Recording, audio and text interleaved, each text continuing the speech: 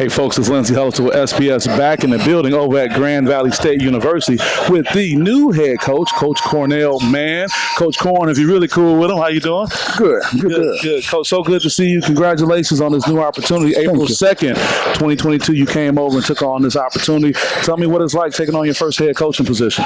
Well, it's surreal. It's awesome. I think, at the end of the day, Grand Valley is a very clean, very safe, beautiful campus that has a lot of resources and support within the campus community as well as the outside of campus and local community. A lot of people believe in Grand Valley as an institution and want their kids to be here in terms of being students and same in terms of being student athletes.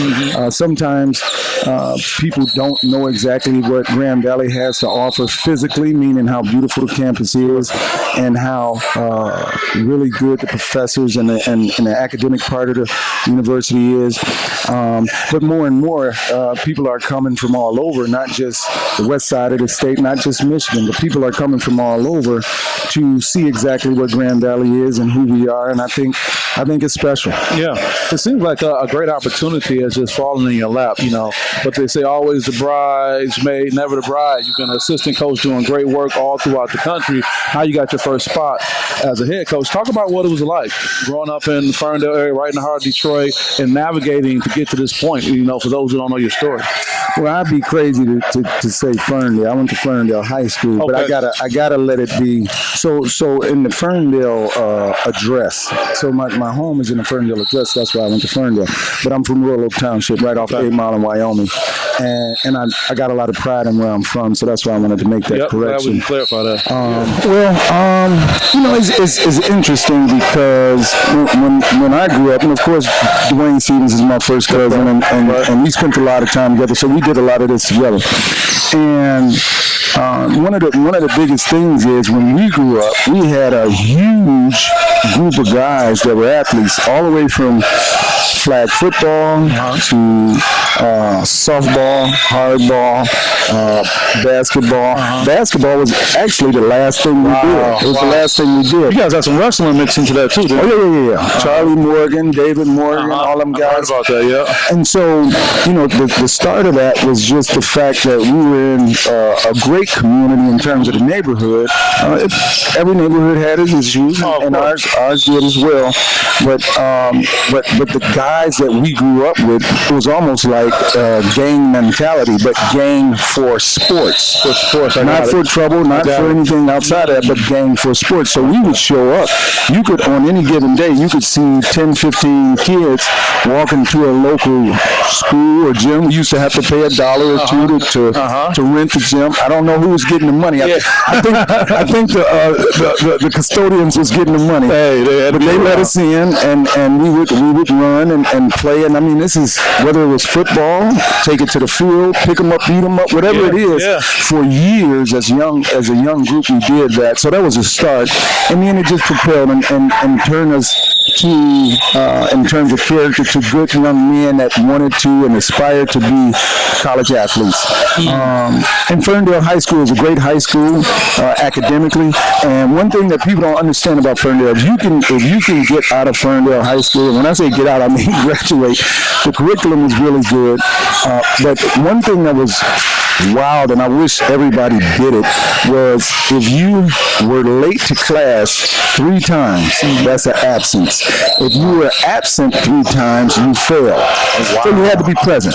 A lot of accountability. Yes, you had to be present. I'm sure that probably helped you going forward. Oh, ain't no doubt. I think it still helps me till today, no doubt. And so that's kind of the way things started as a young person. And then when I knew I wanted to coach, I was going into my junior year of high school. DJ was going to a senior year of high school. Vernon Carr Sr. was working a camp at Orchard Lake St. Mary's College. Okay. We were high school kids. It was a high school camp, but we worked the camp. Sure. And so that was our first taste of coaching. And so by the end of that weekend, we both knew we wanted to coach. Wow. And so it helped us going through college, because while we were in college, we worked camps every summer. And so back in the day, that was your way to get involved in the business. That was the larva stage of it. Yeah, I like that. And so we did that, and everybody's direction is different. After I finished playing at the University of Akron, I then went home. My mom wasn't doing well, so I went home. I wanted to go right to be a graduate assistant, but I went home to help her out.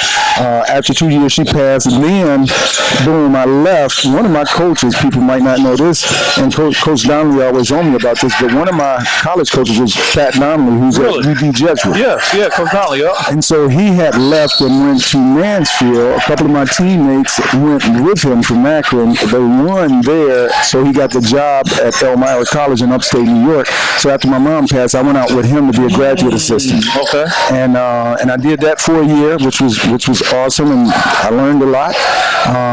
Then that second year, I went out to Kobe Community College, where I worked for a guy named Bill Morris, who's a Michigan native, won 2 national championships at Fort Hays State in Kansas. One was Division II, or NAIA, then they went to Division II, so he won at NAIA, then when they went D2, he won it at the same institution.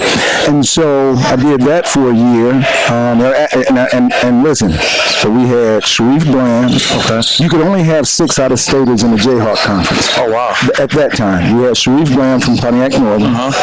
We had Greg Scott from Ferndale. Okay. Wow. We did this, I did this in maybe 2 weeks.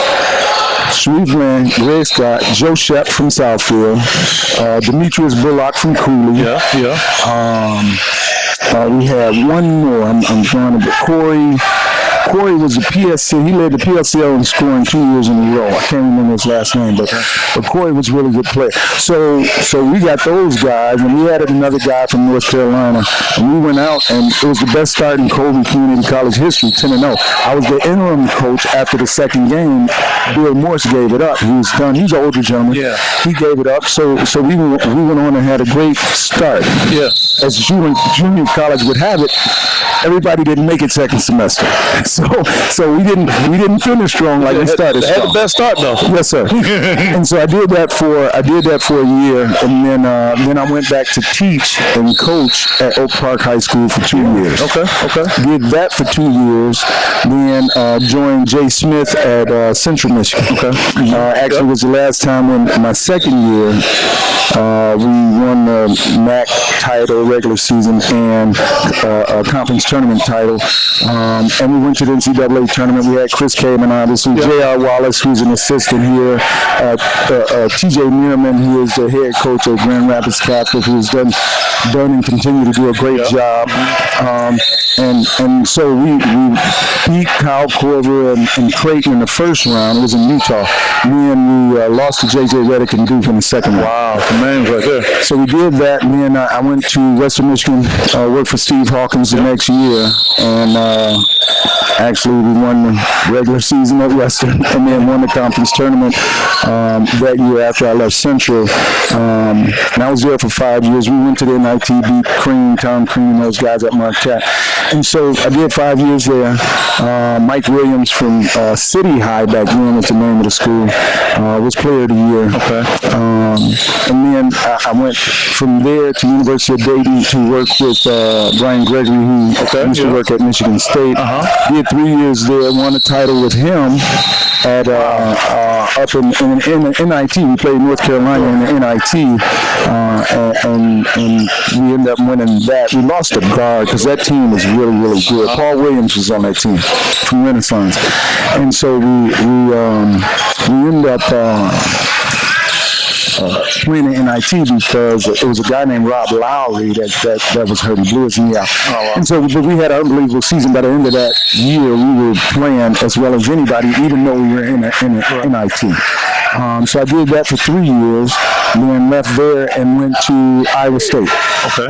Iowa State, 4 years, best 4 years in Iowa State history. We had Monte Morris on the team. Percy Gibson came with me. He had signed with Dayton. Okay. And he got out of his signature and came with me over there. He started at the 5. Him, Royce Wright, all these guys. We had a great group. Will Clyburn. We had a great group. Okay. Yeah. Definitely. And so then Corey Lucius came, played the year after that. But we recruited Monte Morris from Beecher. So Monte came out. Yeah. Man came out and did what Man do. Win. And so we won 2 back-to-back Big 12 titles. Wow. Conference tournament titles. Beating Kansas 1 year and then beating Baylor 1 year for the championship. And then Fred Hoiberg, who was the head coach, he took the job with the Chicago Bulls. Went to the Bulls. I actually, at the end of that, it was June 26th when he took the job. At that time, there's not a lot of jobs left, so I did not get the head job at Iowa State. And so he took the job with the Bulls. I was not, at that time, I did not want to do anything in the NBA. But it's so attractive, though, so sexy, the NBA. Yeah, I wasn't. So for me, I coach for young people. Yes, sir. This is not about whatever I can do. Even though I've been blessed, God bless me, and I've been blessed to win a lot at a high level. But I'm in the game for young people, and so in the NBA, it's just a different makeup of a player. Them guys, some of them are young, but some of them are entitled or whatever that might mean. That story. Yeah. So you say you wasn't trying to do that. No, I want to help the young guys grow up. Now, the older I get, I can see myself maybe tasting a little bit of the NBA the older I get, but I still really like helping the young people out. Right. And so I set out that year, which allowed me to spend a lot of time with my son Malik, who was at Michigan State, my daughter Sincere, and I ended up traveling the country. I mean, we're traveling the world. I was in Japan, China, Philippines. I went over with Damon Bethea, who played at Michigan State. We took the team over to China to help them. We played a 3 or 4 game, 4-city back and forth with the Chinese Olympic team to help us get them ready for the Asian Games, which propels them to the Olympics. Right. And so I was able to do that, which was awesome. And so that was my sit-out year. And then I came back and I took a year and worked with Campy at Oakland, which was awesome. And I think, if I'm not mistaken, that was his first year winning the title in the Horizon. Winning follows you wherever you go, huh? That's a fact. That's a fact. True. And so we won a Horizon, and then we played in the NIT. That year we played Clemson at Clemson.